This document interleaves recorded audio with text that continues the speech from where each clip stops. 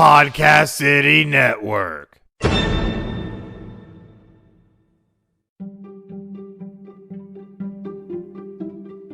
It's Angelica from A Little Bit of Everything with Me podcast, and you're listening to Marc the Shark MMA show. And don't forget to like, subscribe, and rate to his podcast for more amazing episodes.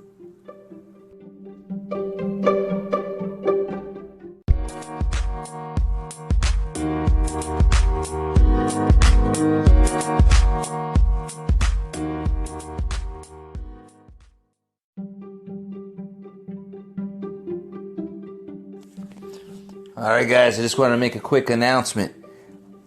The Marc the Shark MMA show is now part of the Podcast City Network. So you can check it out, my show, and as well as the other Podcast City members on podcastcity.net. Check it out.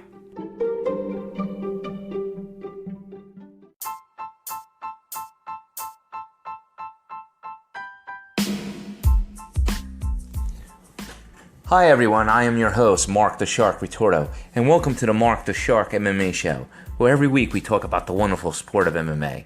Today we will review the most recent and upcoming events in MMA news. In each episode, the format may be changed, but you will always be entertained. There will be special interviews with special guests, along with special insights on the sport from our guest hosts. Also, check out our Facebook page for news and updates on future episodes.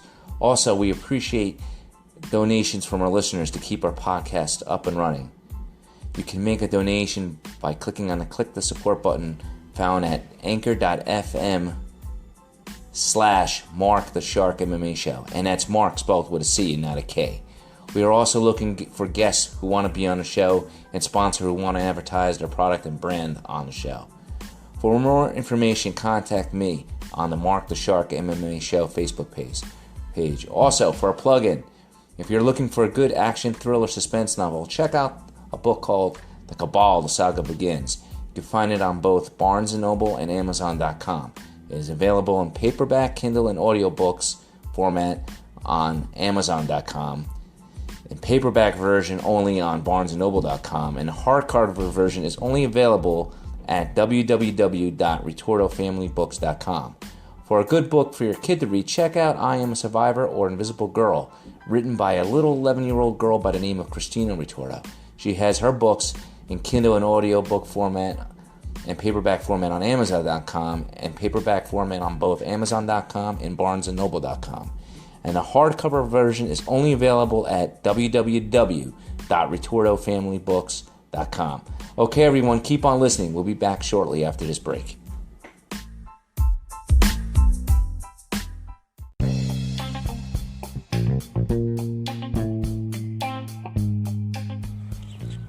Alright guys, we're back to the show. Are you guys interested in making money? Well, keep listening to the podcast. I'll make a special announcement on how you, the listener, can make money by listening to my podcast as well as other podcasts. Stay tuned.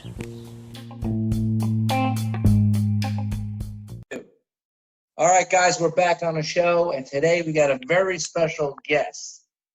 An MMA fighter from Invicta, Kelly Angelo. How you doing today, Kelly? I'm great. How are you doing?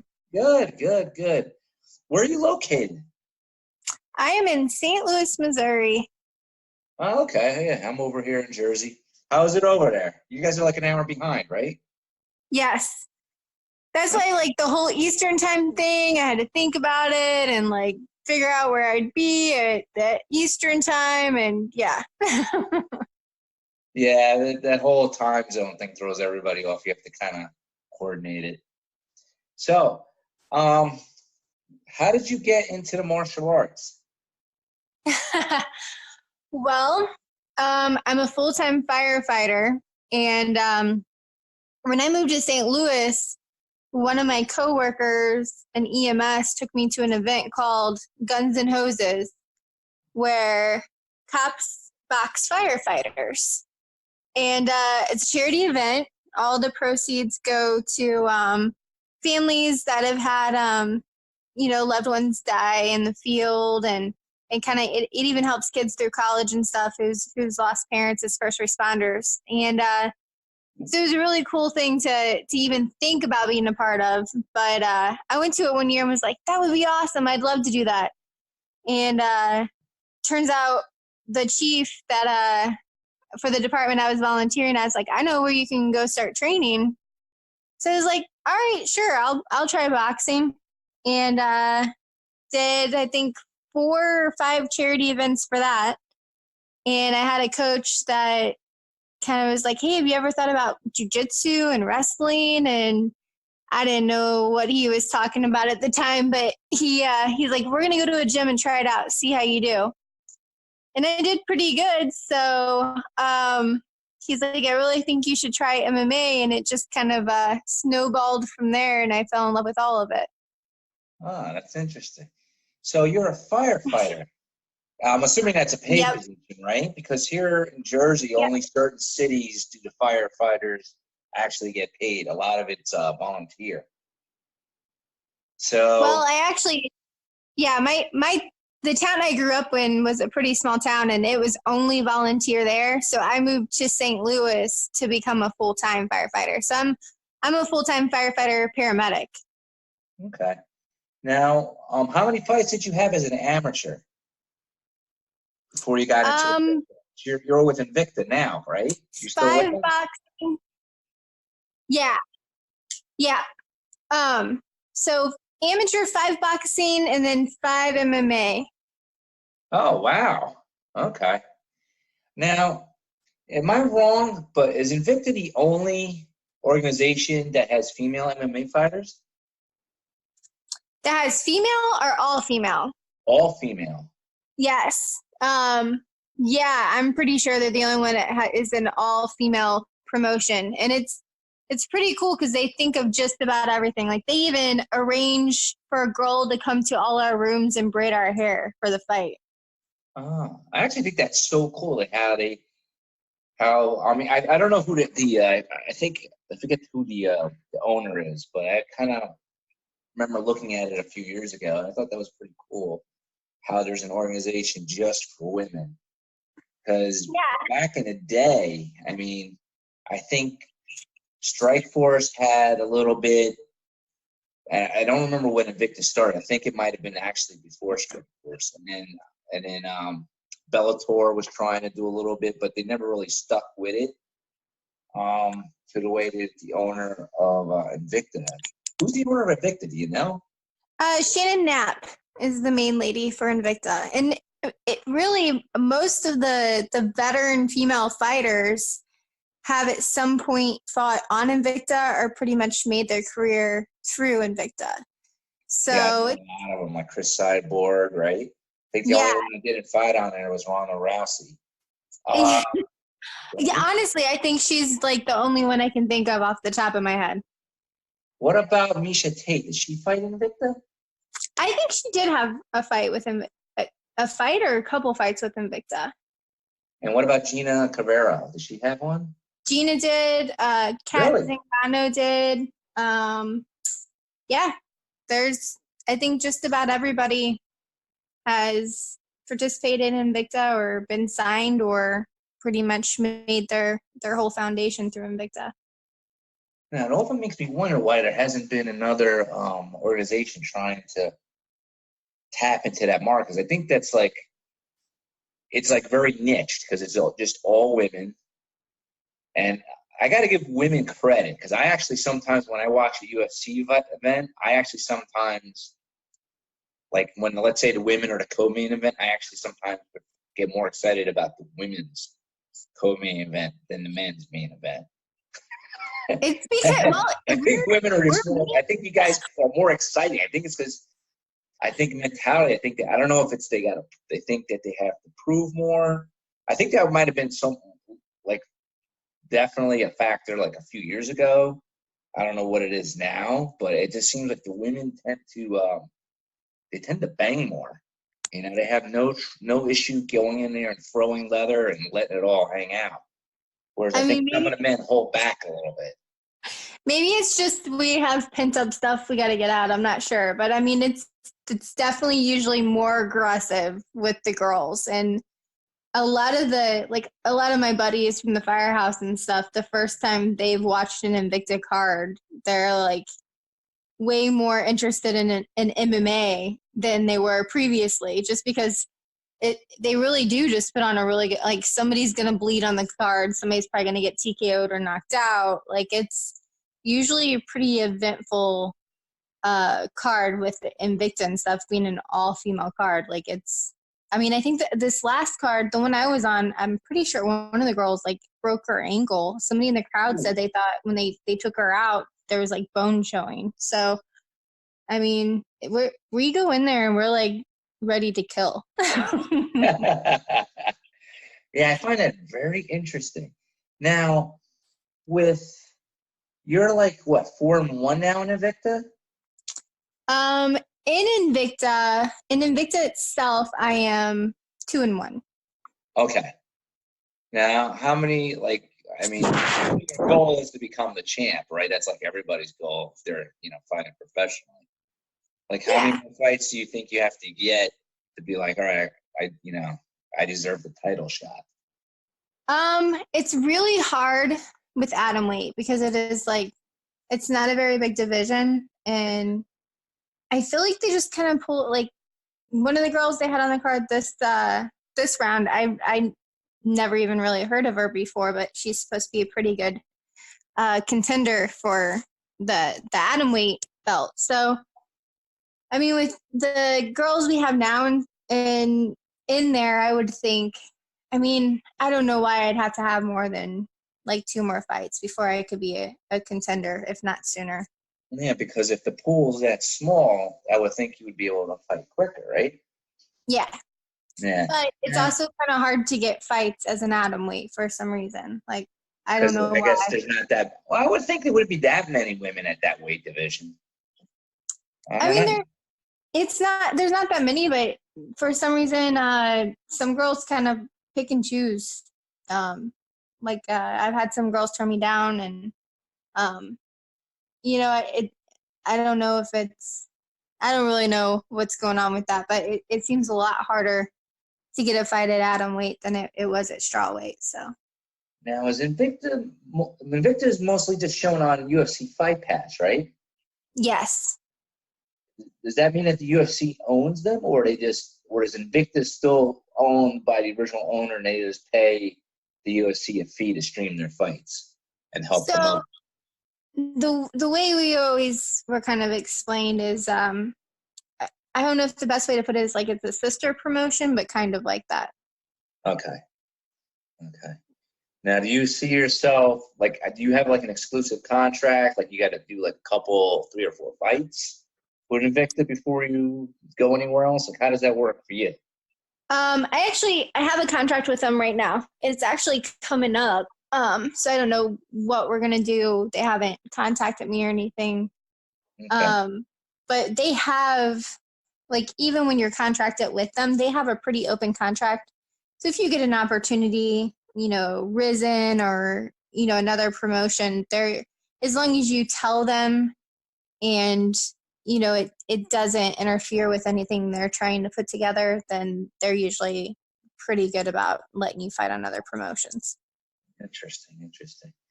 Now, do you have any like current fights coming up, like in the near future, or? Nothing scheduled right now. I mean, I just fought. What has that been, like 3 weeks? Oh, okay. Yeah, so it's been like 3 weeks, and I'm actually healing up a pretty significant injury from this fight camp. So I missed weight for the very first time this fight out of my amateur and pro career by just under 3 pounds, and I couldn't really see anything. Is that because of the injury, or? Yeah. So I didn't really see anything at the time, but after everything was said and done, I kind of put it out there on Facebook and let everybody know, not as an excuse, but just kind of let them know the battle. I actually tore my glute max, glute medius tendon, and then the fascia in between the muscles. Yeah, I've been having a lot of pains with my foot and my legs too. Like, I've been sidelined from jiu-jitsu since like January. So when it's muscle and when it's muscle and tendons and stuff, it just takes forever. And I put a picture on my Facebook, and I had like a lump on the side of my hip. It was like, I kind of joked and walked around the gym and was like, I got a tumor, because it just like looked like a huge lump on the side of my hip. And it just, the swelling still hasn't went down, and it's still kind of restrictive range of motion. And when I originally found out the injury, it was like 2.5 weeks out from my fight. And the doctor was like, yeah, you need to stay off of this and like quit training for at least 6 weeks. That's like, not good if you're on a contract. Yeah.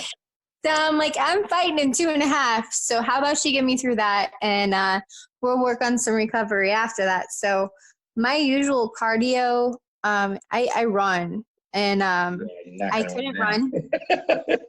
I couldn't run. So I was like swimming, and it looked crazy. Like my husband came home, and I had a, like the bike stands where you can like put resistance on your bike. It just raises your bike off the ground. So I had that set up in the living room and everything, so I could do my cardio in the living room when I got home from the gym, because I couldn't run or anything, and the pool would be closed. So I had that set up in there. And so I was doing every other cardio I possibly could, because the loading of running it couldn't do it, or it would swell up so big I couldn't even train the next day. Now, do you have any issues with your, I think it's a TFO or PFO and IT band syndrome? Do you have any issues with that too? No. No, it was all pretty much like glute max, glute medius. Pretty much I broke my butt. Oh, wow. That was from the grappling, or was that from kicking? So they think it started with overuse. And then when the actual tear happened, it was during grappling. So right after it happened, pretty much my whole leg spasmed and everything locked up. And So you knew when the injury happened then? Oh yeah, like I had to get it to let go. I had to go to the doctor and get muscle relaxers and stuff, because it wouldn't quit spasming. Oh, and wow. I was actually I was on crutches for 2 days. Wow. Resting up now. Yeah. You'll be back in the ring, in a couple of months. Now, where do you see yourself going? Do you prefer to stay with Invicta if let's say they renew your contract? Do you want to stay with Invicta, or do you want to like go to somewhere else like the UFC or Bellator? Like, from women's MMA fighters' perspective, what is the ideal organization to work with? I like Invicta a lot. They treat their fighters great. They put us in a great hotel. They make sure we're taken care of. And they get like a couple fights with them. You feel like, it's pretty personal. Like, each other pretty well. Everybody that works for the promotions feels really personable and familiar. So I really like working with them. And I mean, really, when it comes down to it, they give atomweights the most opportunity, because Bellator don't have a atomweight division. UFC doesn't have an atomweight division. There's some like Risen has atomweights. There's some stuff like that, but as in anything over here, Invicta is definitely the biggest opportunity for atomweights right now. What's the weight limit for atomweights? So you have to weigh in. You get a 1 pound allowance, so that makes it 106. Oh shit! Oh, okay. I didn't know. Because I'm looking at like Shirt Dog. I think they have you classified as strawweight at 115. And so I'm like thinking atomweight. I'm like, huh? Because I think they just introduced strawweight to the UFC, if I'm not mistaken, right? Yeah, and so this is my second fight as an atomweight. As a strawweight, I was a runt. Like, there's a couple girls I ended up training with. There's one girl I even trained with in Colorado that she fought as a strawweight, and her walking around weight was like 142. Holy shit! Yes. I forget who it was. I think it was Misha Tate. and I forget who she was fighting at the time. And I found out how much weight that she would cut. I was shocked. It is I didn't think insane. women MMA fighters cut that amount of weight. I didn't think they did. I thought maybe it was like 10 or 15 pounds max. So you're saying women walk around at what weight did you just say? 150, 160? No, like straw weight. That straw weight's 125, right? No, straw weight's 115. Okay. And some of those girls walk like right around 140. Dude, that's like a big drop. I didn't think that much weight. Wow. So I was getting there, like I'm 5'2", so most of them were taller anyway. But so right now my walking around weight is I'm 118. Okay. So I was getting in the ring most of the time with girls that are 20 pounds bigger than me, which I always fought girls bigger anyway, even in boxing and stuff. But, my being a boxer background, most of the people they would put me with would be like these grapplers, and their main goal would be to get me to the ground. And if you have 20 pounds on somebody and you get to the ground, you feel it. Like it's definitely a difference than having somebody your size. So there's a girl I used to train with, Ashley Cummings. She's an atom weight in Invicta as well. Okay. And we're friends. She's a police officer, and she actually dropped to atom weight. And she was telling me for a while, like, Kelly, you belong in atom weight. You need to just make the drop because these girls are actually our size. So yeah, like the last girl I fought, I saw a post somewhere that said that her last fight, she dropped from like 120 something to that. So I'm in the right weight class now. It's just, I definitely, I definitely had a lot harder fights in my past just from being with bigger girls. Wow. Now, what does your husband think about you fighting? He actually fights too. He just hasn't went pro yet. I was gonna guess. Yeah. So he trains, so he understands exactly what you. So when you're in there in the sauna or whatever, cutting weight, does he keep you company? Yeah, actually, he does really good. This weight cut was definitely my worst. So he felt bad because it just got where I quit sweating. Like I got out of the salt bath and I got in the sauna suit to wrap up and keep sweating. And my body was so hot that I was actually evaporating the bath water off of me and I wasn't even sweating anymore. So he's like, I felt really bad because, everybody kind of gets to that breaking point when they're cutting weight where they need somebody to push them.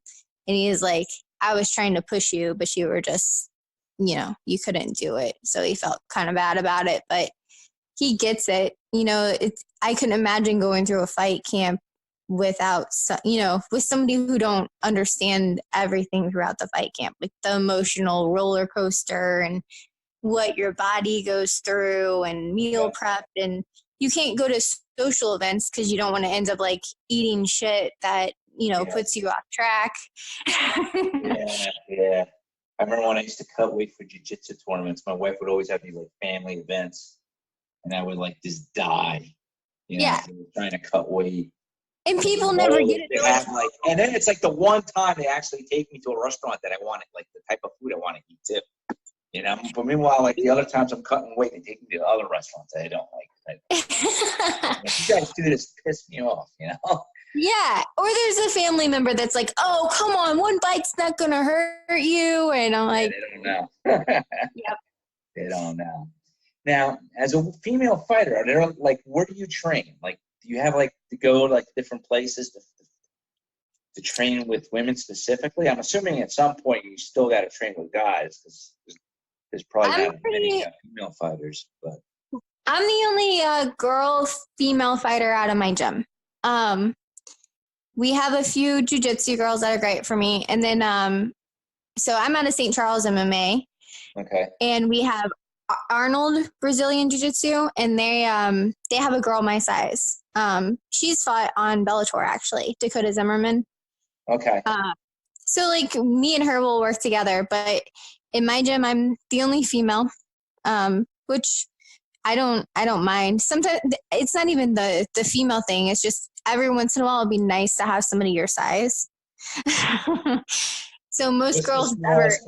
Who's the smallest guy in your gym? Do you have any guys that walk around at 120 or 130?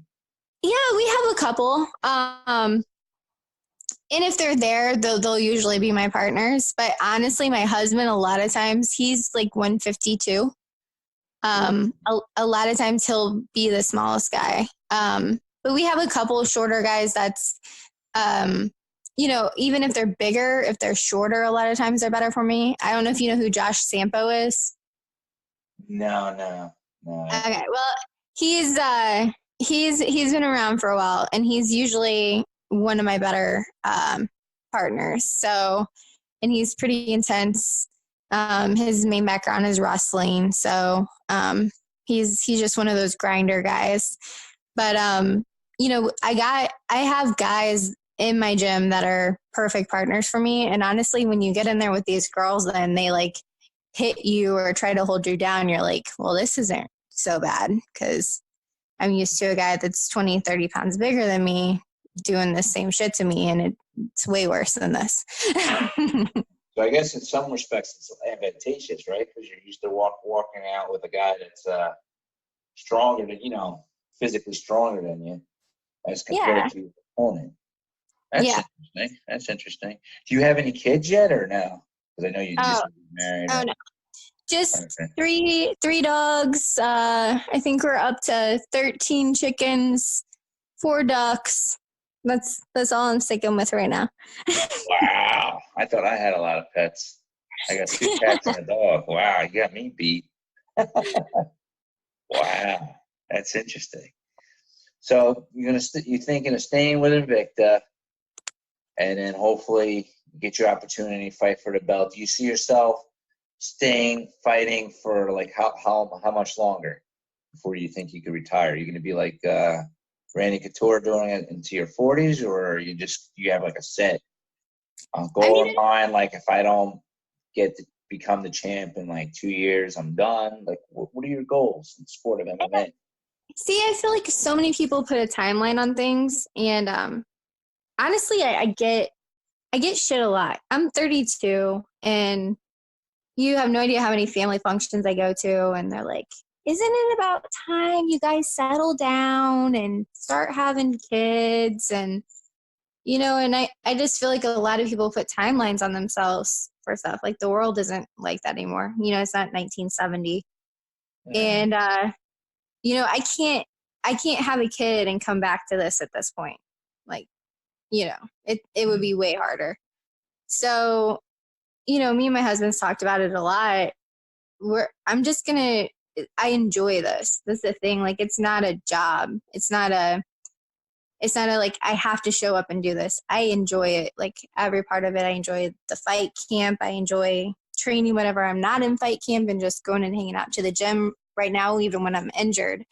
And I think when it becomes a job, or when it becomes, I think a lot of fighters realize that point when they say, I'm no longer a fighter, I'm a trainer.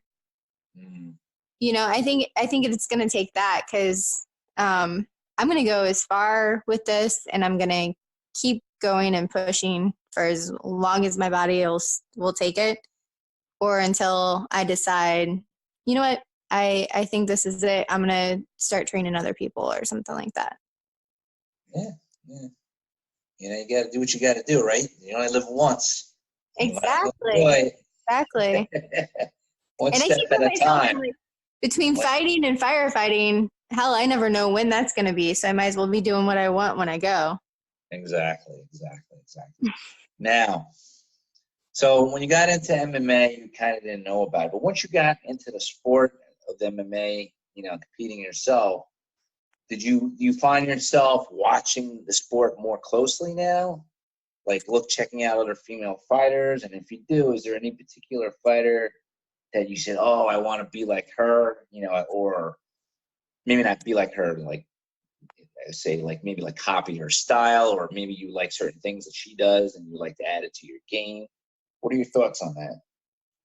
I can't say there's anybody I want to like be like them or anything like that.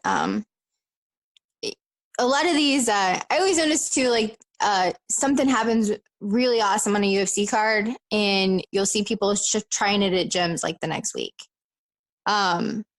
Styles can be copied, but I like more looking at the fighter as in, the people that are like super tenacious, like Nate Diaz.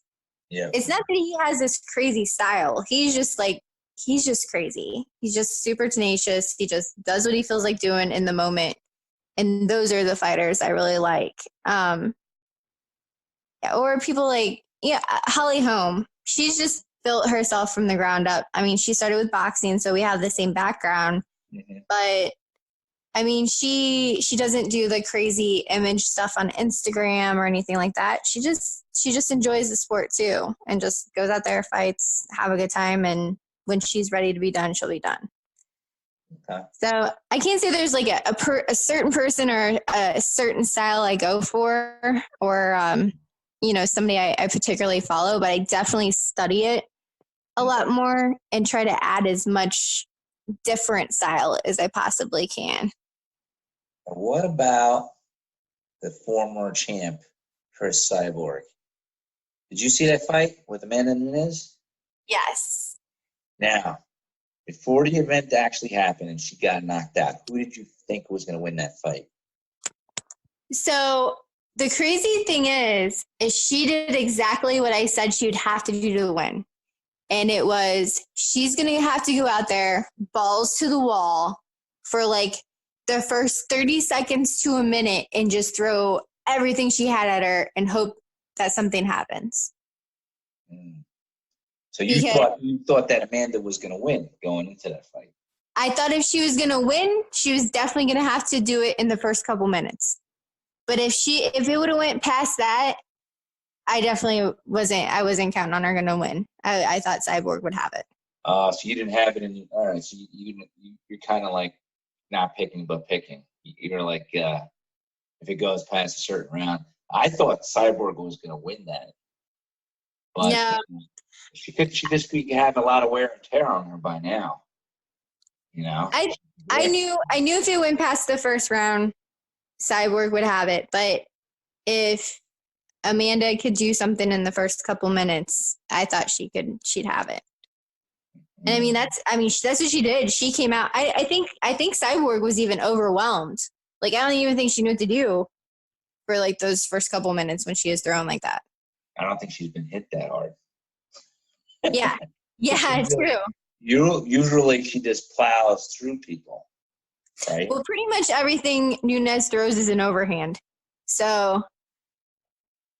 But with power now, she can. Yeah, exactly. Like everything's on it, but everything she pretty much just throws overhand. So when you started fighting for Invicta, was Chris Cyborg out of that organization by that time or no? Yeah. I think she was definitely out by that time. I was actually in the crowd for either the first or second Invicta though. Whenever my friend Ashley fought. I had no idea I'd ever be in MMA. Like, no idea. I just started amateur boxing. So I look back at that card, and there was quite a few veterans and stuff on there. So it's kind of funny to even look at it and think, if you would have asked me on that day, like, hey, could you imagine being in this exact promotion like a couple of years from now? I would have told you were crazy. Now, do you miss boxing? I do. From a I love MMA, but it's just always going to be my first love. Do you think you would ever try to turn a pro in terms of boxing, or do you think you would have to like give up MMA for a while? I think I'd have to give up MMA for a little while, just because it's what I don't think you can. MMA, you do everything. I get that, but I don't think you can compete in kickboxing fully, compete in MMA fully, compete in boxing fully. Like, it's a lot changes. Like, and I had a hard converting over to MMA I had a hard time because your stance changes.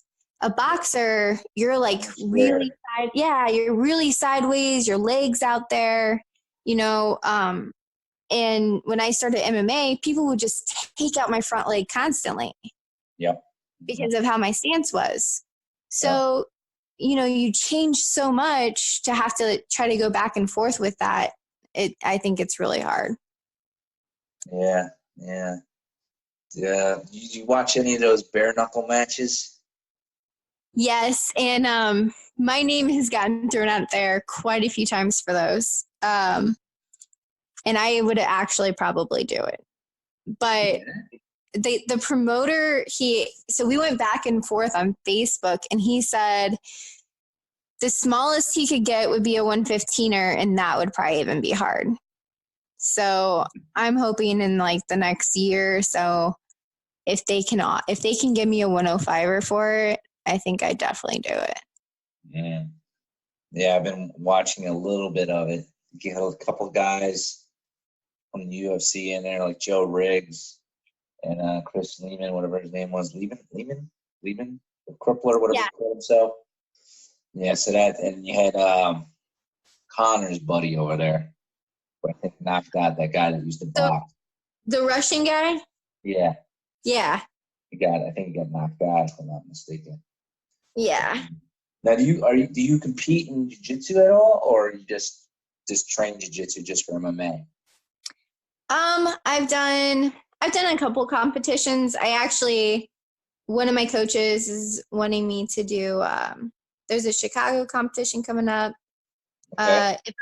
If I'm healed up enough, they brought up there's one in Orlando at the end of July, and then I guess Worlds is in Vegas in August. So there's definitely some stuff I'm looking at. It's just I love jiu-jitsu. It's just standing at the competition all day. Like so for a fight, the worst part is the weight. Yes. The weight in the jiu-jitsu tournaments kills me. It's way worse. It's way worse than waiting for a fight because you're just sitting backstage waiting for a fight. But in a jiu-jitsu tournament, you wait and you get it over with, and then you're like, well, shit, I'm waiting again. Yes. Yes. And a lot of them, like, you know, they're not really organized. They'll say, all right, like maybe you get there at 3, maybe you go and you end up going at 8 o'clock, you know? Yeah. I mean, there's some organizations that are more scheduled, like the IBJF. But actually, a lot of the tournaments now, it used to be open registration only. So people would sign up at the door. I hear a lot of them are getting rid of that because they're trying to, like, have it more on time. Because I guess I don't know what took them so long. It's only been like 15, 20 years. Yeah. But you would have to be there all day. Yeah. They try to make, like, the bracket beforehand now, but still so much shit changes. And it's like an emotional roller coaster because you'll be like, oh, I'm up next. And then something will change and you're like, oh, I got like 30 minutes. And then you're like, oh, I'm going. And then you're not. So it's a more emotional. A wrestling, or like an organized wrestling tournament, and they're done. You know? Yeah. Like, they have it like clockwork. You go at this time and you're done. You know? I never understood that. I did a grappling industries in Denver, Colorado. And they were probably the most on time I've I think they were the only ones on time. Yeah. I mean IBGF is good too, but I think that's the one my 2 guys from my school did. I think pretty sure it was Grappling Industries. They were on time. They were actually done early. I was shocked. Like my guys were done by the guys from my school were done by I think 1. Oh wow. And they did gi and no gi. I was like shocked. You know? I mean, they had their stuff together when we did the Denver one. And then it's funny because my husband medaled, I think he got silver. And the guy that he beat went up to the table and stole his medal and walked off. Say what? No way. No, seriously, the guy went up to the table and stole a medal, got up on the podium and had one of the other guys from the division take his picture. Was that posted on Facebook? I don't know if it was your husband or not. Someone did something similar to that, and they posted it on Facebook. It might have been. Not. I kid you not. It's crazy. This guy, like, that's why. So this guy had one of the guys from his division take his picture on the podium with his medal. And then the guy that took the picture walked up to my husband and was like, hey, should we get a group picture or whatever? Because, everybody got their medals. And we knew he placed. And I was like, we didn't get his medal yet. And we walk up to the table and the lady's like, oh, they haven't released it on the site yet. And we were like, one of the guys from his division has his medal. And they're like, well, we didn't give any out yet, so he shouldn't. He legit stole it, got a picture on the podium, and left. That's crazy. As he wanted that medal bad, right? Yeah. He's like, I ain't leaving here without a medal today, whether I got to win it or steal it. Wow. That's insane. Wow. So, when's your husband fighting next? But he actually fought, I think, like 3 or 4 times this last year. We were talking about getting him one soon. He has the same background. So I actually started boxing, and then he started boxing, and then I started jiu-jitsu, and he told me he would never do like the bendy stuff. Like, he's like, I'm not gonna do that. And he probably loves jiu-jitsu more than I do now. So he's gonna have to go pro here pretty soon, though. I guess he's 4-0 as an amateur, and I don't think any of them have made it out of the first round. So Really? yeah. Oh wow. Most knockouts with like or like from his boxing background? Well, he hasn't. Well, no, not all of them. He has a knockout, a TKO, and I know this last one was a submit. He might have 2 TKOs, and this last one was the submission, and the kid was unconscious. He didn't tap to a triangle, and he was out for a little while. Wow. So he's doing pretty good. And is he he's a firefighter too, or no? Yes. Did you guys know each other before you firefighters together, or did you meet him at the house? No, we don't even work at the same department. Okay. We met whenever we were both working for a private ambulance district, and I actually, no offense to any of my first responders that are listening, going into the field, I always said I would never marry a police officer or a firefighter, just because, like most people think, even with fighting, like they see a couple that is into it, they're like, she's just in it because he's in it. And so I just never wanted to be that girl. Well, when we started dating, he didn't know if he was going to get into it. And, we start dating. We're like together for a year or something. And he's like, you know what? I think I am going to do it. I'm like, you tricked me. So he got into the fire service too. And we actually aren't for the same department, but if there's like a big fire, we'll be on it together. So it's kind of cool. Ah, interesting. Cool. So how long is your therapy for? For your leg? Like a couple, like 6 weeks, 8 weeks? Not really sure. The swelling isn't moving out of my hip area, so we're talking about potentially getting it drained now. So we're gonna have to see, if it keeps the fluid out or if it swells back up or how it handles it. Wow. But I'm definitely still like, lifting as much as I can. I can't do much, legs and stuff like that. But, I'm still going to, I'm not doing as much live stuff. I'm still going to technique. I'm still, doing bag work and, everything I can, just trying not to push it and extend, recovery. Okay. Now, do you have any sponsors out there that you want to mention on the show here, or? Oh man, I should have made a list. You know what? I'm not gonna name them all just because I'm gonna forget somebody and I'll feel like a jerk.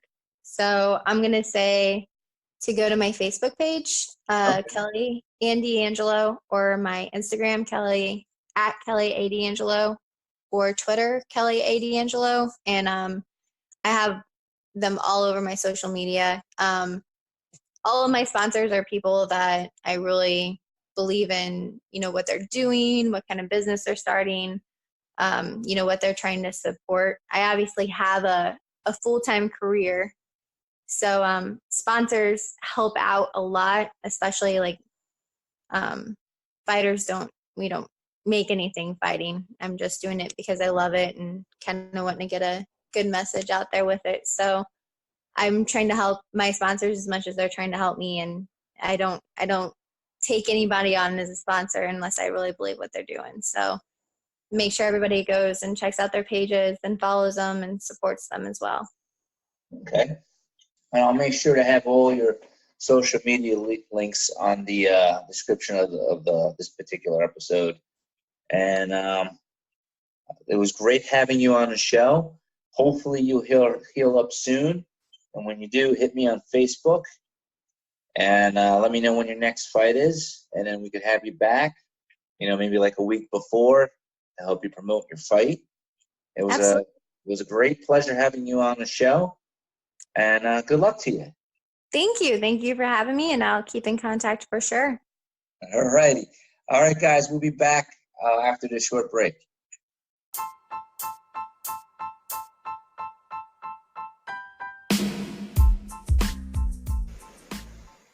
All right, guys, we're back. And now is the time for you guys to learn how to make money. Now, you can easily make money by listening to this podcast by downloading an app called Podcoin.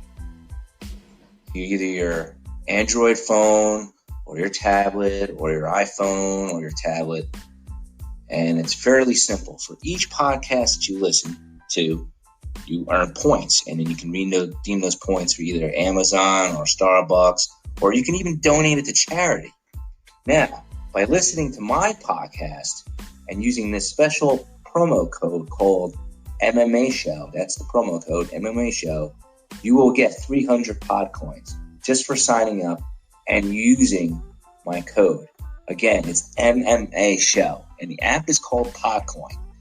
You can get it from, if you have an Android device, you can go to the Google Play Store. If you have an Apple device, you go to the Apple Store. All right, guys, we'll be back.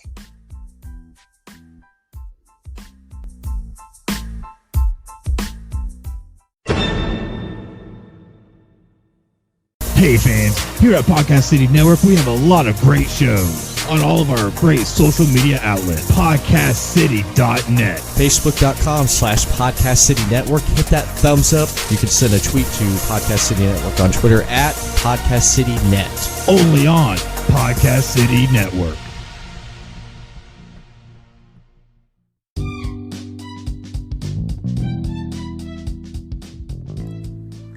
This is a Coupon Queen Pin from the CQP Moments podcast, and you're listening to Marc the Shark MMA Show.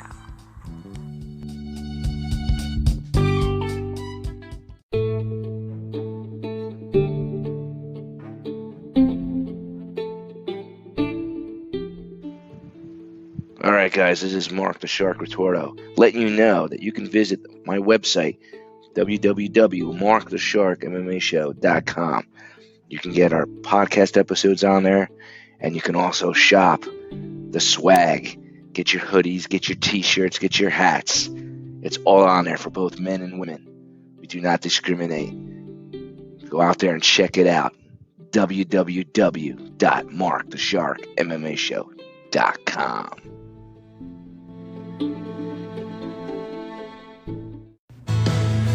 Good day, everybody. This is Dan Young with Total Wellness Radio, and you are tuned into the Marc the Shark MMA Show.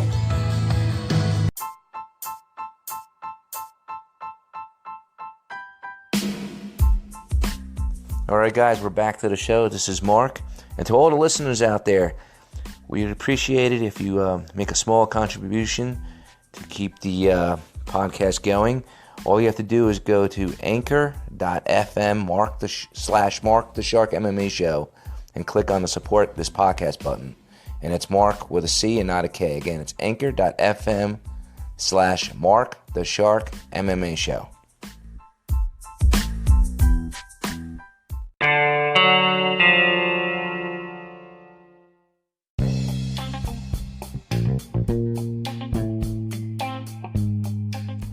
Today's show is brought to you by Audible. Audible is offering our listeners a free audiobook with a 30-day trial membership. Just go to www.audibletrial.com/MMA Show and browse the unmatched selection of audio programs. Download a trial for free and start listening. It's that easy. Go to audible.com/MMA Show. Why Audible? Audible content includes an unmatched selection of audiobooks, original shows, news, comedy, and more from our leading audiobook publishers, broadcasters, and entertainers. And if you need a book suggestion, I have two. One is called I Am a Survivor by Christina Ritordo, and the other one is written by me, Marc Ritordo, called The Cabal, The Saga Begins.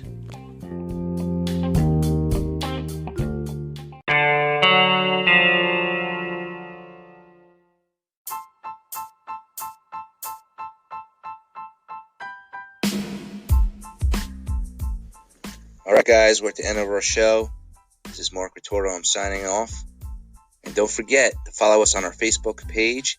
It's called The Marc the Shark MMA Show. And it's Mark with a C and not a K. And also, feel free to leave us messages by using the Anchor app. And also, don't forget, if you look in the mood for a good action thriller book, to buy my book called The Cabal, The Saga Begins. It's available on Amazon and BarnesandNoble.com. And if you need a good book for your kid, get the I Am Survivor book or Invisible Girl book written by my daughter, Christina Ritordo, also available on Barnes & Noble and Amazon.com. All right, guys, I hope you enjoyed the show and continue to listen to our shows every week. Thank you.